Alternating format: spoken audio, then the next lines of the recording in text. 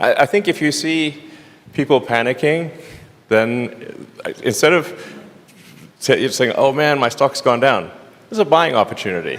I think it's just important to remember that the economy moves in cycles. And we've had a very long period of upcycle. The next 12 months will be, I think, difficult for everyone. And I think, when Berkshire Hathaway had their annual meeting, Warren and Charlie actually said, like, hey, this year, the Berkshire companies are going to make less money. They're very well-run organizations, and I think that's just generally true for the economy. It's also important to remember that there are good times and there are dark times, but then the good times follow the dark times. So my advice would be, don't look at the markets for the next 12 months. If there's a dip, buy the dip. And I think you will not be sorry, because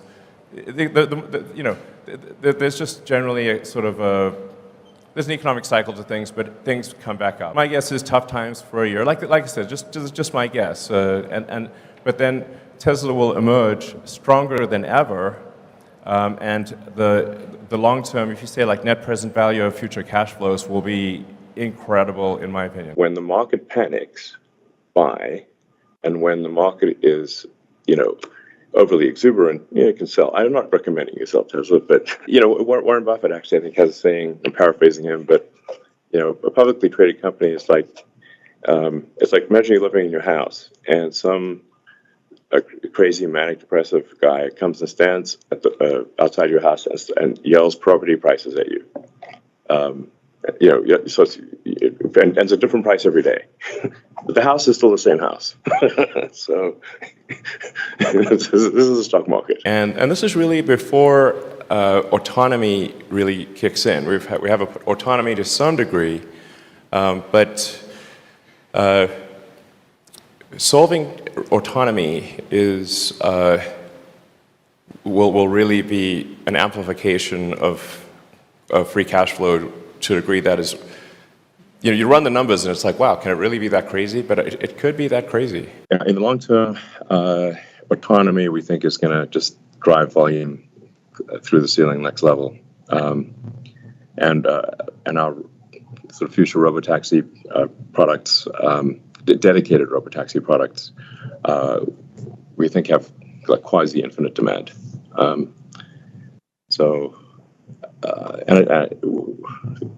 The way we're going to manufacture the robotaxi is also itself a revolution. And so it's a revolutionary design made in a revolutionary way. It'll be by far the highest units per hour of any vehicle production ever.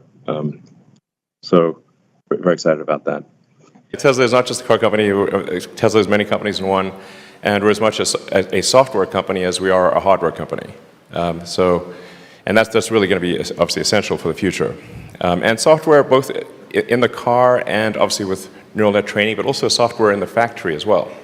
So you can think of the factory as a giant cybernetic collective.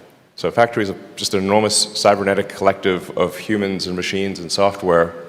And the better the software is, the better that cybernetic collective works. I don't think other OEMs think like that. Obviously, everyone will have electric cars. All manufacturers will have electric cars. And eventually, it'll probably take longer than they think, but eventually all cars will be self-driving. And the thing that will be hardest to replicate is Tesla's manufacturing technology. So this is actually very important from a long-term standpoint. Tesla has actually tremendous capability in real-world AI. Yes. In fact, it is very far ahead of anyone. I'm not even sure who's second, frankly. I think Tesla will have sort of a ChatGPT moment. Maybe if not this year, I'd say no later than next year. Wait, say that again. I'm sorry. You're going to have a sort of ChatGPT moment. Oh, you will. In terms of suddenly it will. Yeah, suddenly 3 million cars will be able to drive themselves with no one. Right, it goes back to that, right. Yeah, and then 5 million cars, and then 10 million cars. The missing things are basically real-world intelligence and scaling up manufacturing. Those are two things that Tesla is very good at, and so then we basically just need to design the specialized actuators and sensors that are needed for a humanoid robot. People have no idea. This is going to be bigger than the car. At a very high level, I'd say that autonomy is an insanely fundamental breakthrough, and no one is even close to Tesla for solving generalized autonomy or generalized self-driving vehicles. No one's even close. With self-driving, as I was talking about earlier, the car becomes, call it roughly 5 times more useful, but it costs the same to build. Now, can you imagine what would happen if a company was doing, we're doing like 25 to 30% gross margins, but suddenly that same thing was 5 times more valuable? What would that do to the value of Tesla and the value of that car? It boggles the mind, actually. So, if you think of net present value of future cash flows, if you actually do the math on that, it's insane. And there's also the Optimus program, which is our humanoid robot, where we'll leverage our manufacturing expertise and the intelligence we've developed for self-driving to have a useful humanoid robot. Now, the economy is fundamentally GDP per capita times capita. If you no longer have a constraint on capita because of a useful humanoid robot, it is not clear that there's any limit to the size of the economy. In order to build autonomy, we also need to train our neural net with data from millions of vehicles. With the more, this has been proven over and over again, the more training data you have, the better the results. There are times where we see basically in a neural net, it's sort of at 1 million training examples, it barely works. At 2 million, it slightly works. At 3 million, it's like, wow, okay, we're seeing something. But then you get to like 10 million training examples. It's like, it becomes incredible. There's just no substitute for a massive amount of data. And obviously Tesla has more vehicles on the road that are collecting this data than all other companies combined by, I think, maybe even an order of magnitude.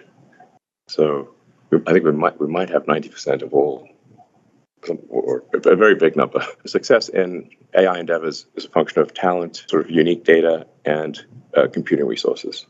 And we have outstanding capabilities in all 3 arenas. And I really just don't know how anyone could do what we're doing, even if they had our software and had our computer, if they did not have the training data. To date, over 300 million miles have been driven using FSD beta. That 300 million mile number is going to seem very small very quickly.